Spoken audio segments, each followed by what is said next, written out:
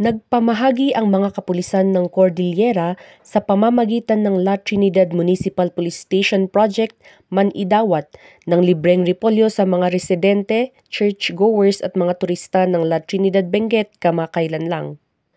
Tuwa o saya at sobrang pasasalamat naman ang ipinakita ng mga nakatanggap ng mga nasabing libreng gulay na ito sapagkat isa itong malaking tulong sa kanila.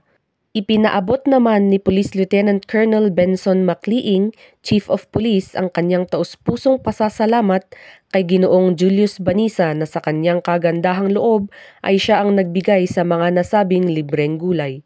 Gayon din binigyang diin ng Chief of Police na ang konsepto ng proyektong ito ay hindi lamang pakikinabangan ng mga miyembro ng komunidad, kundi pati na rin ang pagbibigay ng tulong sa mga nangangailangan sa pamamagitan ng buong pusong suporta ng mga iba't ibang stakeholders.